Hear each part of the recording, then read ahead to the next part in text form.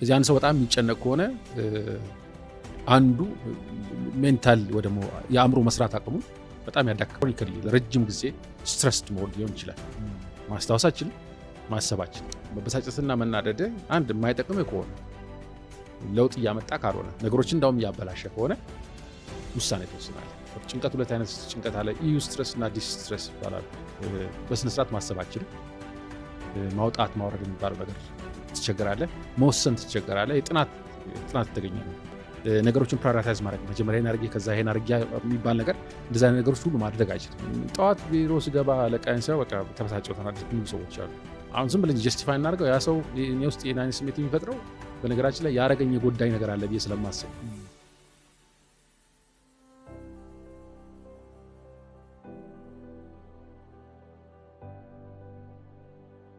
ብዙ ጊዜ ለማስረዳት እንጠቀምበት ጭንቀት ነው። ጭንቀት ብዙዎቻችን የሚቸገራቸው ችግሮች ናቸው። ጭንቀት፣ ፍርሃትና ቁጣ ብዙ ሰዎች እኔ ጋር የሚመጡበት ትልቁ ምክንያት እነዚህ ሶስት በጣም መሰረታዊ ነገሮች ናቸው።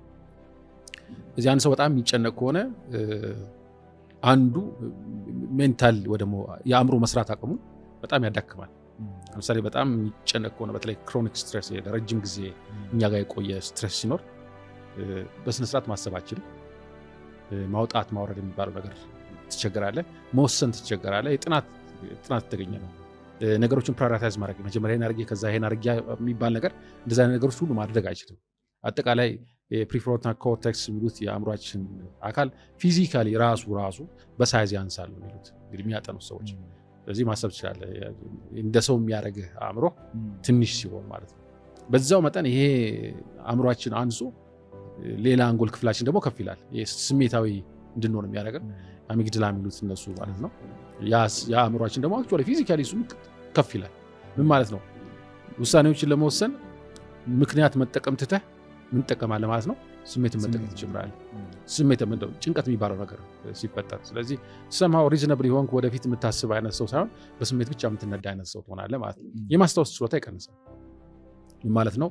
በማስታወስ አእምሮና በኮንሽስ በሆነው አእምሯችን መካከል ያለው ግንኙነት ራሱ በጣም የተሰናከለ ይሆናል። ስለዚህ ብዙ ሰዎች የሚጨነቁ ሰዎች ያታቸው ከሆነ ረሳው ማለት ያበዛሉ። አንዱ የዛ ትልቁ ምክንያት በጣም ክሮኒካሊ ለረጅም ጊዜ ስትረስድ ሞድ ሊሆን ይችላል። ማስታወሳችን ማሰባችን እዚህ ሪሌሽንሺፖቻችን ተበላሹ ማለት ነው።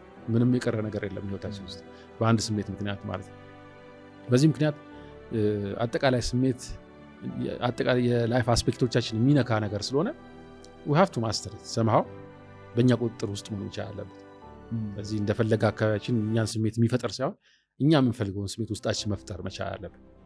ሙሉ ለሙሉ 100% ማንቆጣጠራቸው ነገሮች ሊኖሩ ይችላሉ። በምንችለው መጠን ግን በተቻለ መጠን የምንፈልጋቸውን ስሜቶች በምንፈልገው ቦታና ሁኔታ ውስጥ ማምጣት መቻል። በነገራችን ላይ መጨነቅ ስንል ጭንቀት ሁለት አይነት ጭንቀት አለ። ኢዩ ስትረስ እና ዲስ ስትረስ ይባላሉ። ስለዚህ ኢዩ ስትረስ የሚባለው ጤነኛ ጭንቀት ማለት ነው። ጥሩ ጭንቀት። ለምሳሌ አንድ ተማሪ ማጥናት ካለበት ፈተና ካለ ማለፍ ካለበት ትንሽ መጨነቅ አለበት። አልበዛ አያጠናም፣ ይዘናጋል። ሰራተኛም እንደዛው ዴድላይን አለብኝ ብሎ ካላሰበና ትንሽ ካልጨነቀው አይሰራም። that's called ኢዩ ስትረስ፣ ጤነኛ የሆነ ጭንቀት ማለት ነው። ዲስ ስትረስ የሚሉት ግን ዲዚዝ የሚያመጣ ስትረስ ማለት ነው። ዲስ ስትረስ። ስለዚህ እንደዚህ አይነት ጭንቀቶች ግን መገራት መቻል አለባቸው። ስለዚህ ስሜቶች አጠቃላይ ቢጠቅሙም የምፈልገው ስሜት በምፈልገው ቦታና ሁኔታ ውስጥ ማንጸባረቅ እችላለሁ ወይ የሚለው ነገር ጥሩ። ስለዚህ ፈተና ለፈተን ስር ውስጤ ሲጨነቅ ብዙ መቸገር የለብኝም። that's a positive stress፣ ፖዚቲቭ ጭንቀት። መንገድ ሳቋረጥ በፈራ it's okay፣ ፖዚቲቭ ስትረስ። አእምሮ ምን እያለኝ ነው? ተጠንቀቃ እንዳትጎዳ እያለኝ። ስለዚህ እንደ ቦታው እና እንደ ሁኔታው ስሜት ማንጸባረቅ። ከኔ ቫልዩ ውጭ የሆነ ነገር አንድ ሰው ሲያደርግ፣ ለምሳሌ ልጄ በጣም ማስበለ ሰው ሆነ ብቆጣ ብናደድ it's okay፣ it's fine። ምክንያቱም ካልተቆጣው ካልተናደድኩ ቸልተኛ ሆናለሁ። ልጄ መጨረሻ ላይ ምን እንደሚሆን አላውቅም።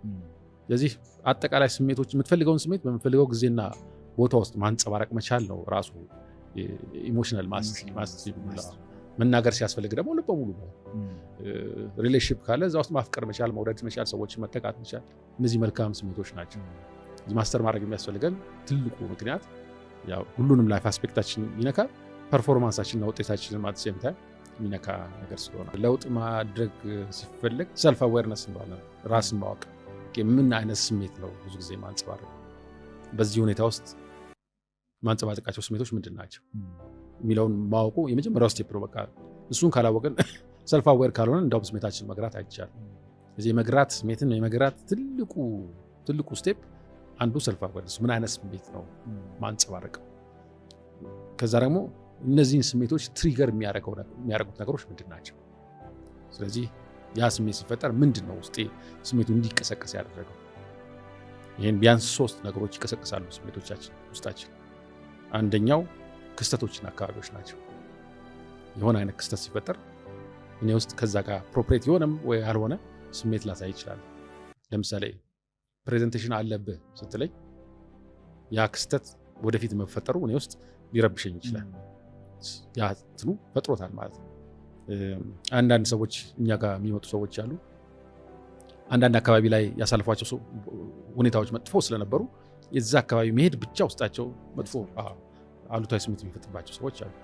ደግሞ በጥሩ ሁኔታ ያሳለፉ ሰዎች ካሉ ደግሞ እዛ አካባቢ ሲሄዱ ውስጣቸው ጥሩ ስሜት እንዲሰማቸው የሚያደርጋቸው ሰው አለ። ስለዚህ ትሪገር የሚያደርገው ያን ስሜት እኔ ውስጥ መቀስቀስ ነው የሚባለው። የሚቀሰቅሰው ነገር ምንድነው የሚለውን ማወቅ ጥሩ ነው። ስለዚህ አንደኛው ክስተትና ቦታ ነው። ሁለተኛ ሰዎች ናቸው። ሁላችንም ከሰዎች ጋር ነው የምንኖረው።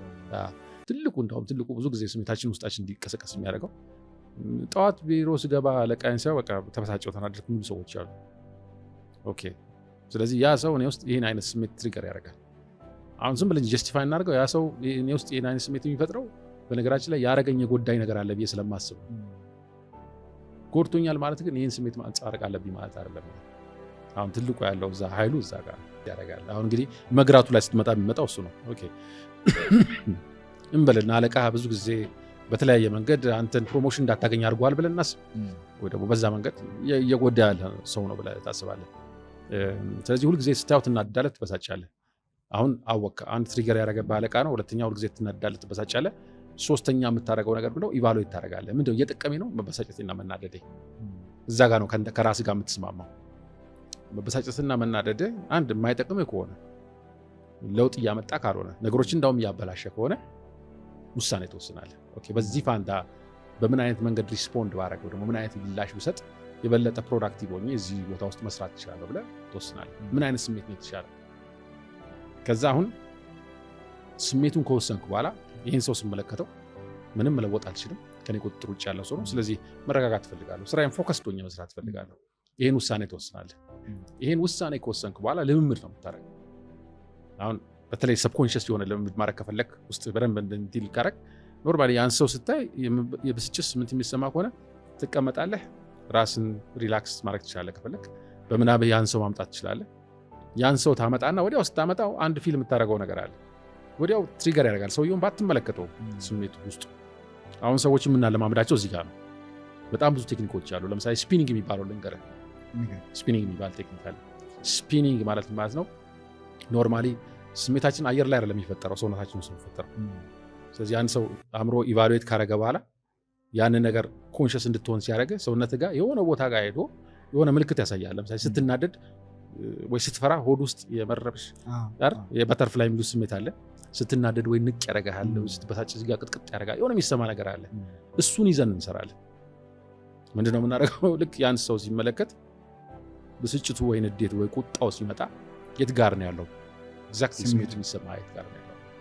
ያን ከጠቀየቅን በኋላ ስፒኒንግ የሚባለው ቴክኒክ ምንድነው? ገምት እንለዋለን። ሰብኮንሽስ እንዲህ ማለት ነው። እስቲ ስታስበው ያ እዛ ሰውነት ውስጥ የሚሰማ ስሜት ወዴት የሚሽከረከር ይመስልሃል? ኢሞሽን ነው አይደል? ኤነርጂ ኢን ሞሽን። ስለዚህ ኤነርጂ ኢን ሞሽን ከሆነ የመንቀሳቀስ ባህሪ አለው። ስለዚህ ገስ ያደርጋል ያ ሰው በዚህ መንገድ ይንቀሳቀሳል ማለት ነው። ኤግዛክትሊ ዘ ኦፖዚት ዌይ አሽከርክረው እንለዋለን። ያን ሰው እየተመለከትክ ዘ ኦፖዚት ዳይሬክሽን አሽከርክረው እንለዋለን። ይገርማል። መጀመሪያ እንደውም ሜጀር አድርገን ነው የምንጀምረው። ይህን ሰው በምናብ ስትመለከተው የንዴት የቁጣ ስሜት ስንት ነው እንለዋለን። መጀመሪያ ብዙ ሰው 8 እስከ 10 ይላል። ከ8 እስከ 10 ከሆነ ትልቅ ነው ማለት ነው። ከዛ የሚሽከረከርበትን አቅጣጫ እንጠይቃለን። ሌሎች ተጨማሪዎች የምናደርጋቸው ነገሮች አሉ። ያን ካረገ በኋላ ኤግዛክትሊ ጭንቅላትህ ውስጥ አሁን ይሽከረከራል ብለህ ካሰብከው በተቃራኒ ያሽከረክረው ነው ያን ሰው ዩ ፊል ኢት። በቃ ያ ስሜት ቀስ እያለ ሲወርድ ሰውነት ውስጥ ሲሽከረከር ታያለህ። ያን ሰው ትመለከታለህ። ስሜት ግን እየረገበ ይመጣል። ሪላክስ ታደርጋለህ፣ ትረጋጋለህ። አሁን ምን ማለት ነው? ጭንቅላትህን ያን ሰው ስትመለከት አዲስ ስሜት እንዲፈጥር ሊንክ እንዲያደርግ አደረግ። አይደል? በፊትም እኮ እንደዛ ነው የሆነው። ያን ሰውዬ ስትመለከተው ያን ጊዜ ያደረገብኝ የጎዳይ ምናምን አትልም። ወዲያው ኢሚዲየትሊ ነው ትሪገር የሚሆነው ስሜት። አሁንም በዚህ ልምምድ ታደርጋለህ። ይሄን ሰውዬ ስትመለከት this is the response that I want የምፈልገው ሪስፖንስ ይሄ ያ አይደለም ትለዋለህ። ስለዚህ ስሜትን በዚህ መንገድ አንድ ቀላል ምሳሌ ነው ማለት ነው። በዚህ መንገድ በጣም ብዙ ትልቅ ችግሮች ሰዎች በዚህ በቀላል ነገር ምን ጨምራቸው ነገሮች አሉ። ተጨማሪ በተለይ ማፕ ማድረግ የሚባል ነገር አለ። ምስልም እንጨምርበታለን እኛ ተጨማሪ ከለር እንጨምርበታለን ሞር ኢፌክቲቭ እንዲሆን በምናባቸው እንዲሆን እናደርጋለን። ከዛ ይነግረዋል። በሚቀጥለው ሂጅ ቢሮ ገባው ግን አውዝ ኦኬ እንደውም አንዳንዴ ሰውየው ራሱ መጥቶ በሰላም መንገድ አናገረኝ ይለዋል። በሚገርም ሁኔታ አናግሯቸው ላይሆን ይችላል ነገራችን ወይ ሰውየው በተለየ መንገድ ሪስፖንድ አድርገው ላይሆን ይችላል። በፊትም ያን ሰው የሚያዩት በዛ መንገድ ስለሆነ መልካም ነገሩን ለማየት ፈቃደኞች ሊሆን ይችላል። ይህን ኤክሰርሳይዝ ሰርተው ግን ሲሄዱ ሰማው ከዛ ሰው የሆነ አይነት ፖዚቲቭ ሪስፖንስ ሲያገኙ አሁን ማስተዋል ይጀምራሉ። አይሰርዙትም። በፊት ደምድመዋል ይሄ እንደዚህ አይነት ሰው ነው ብለው፣ አሁን ግን በተለየ መንገድ ያመጡታል።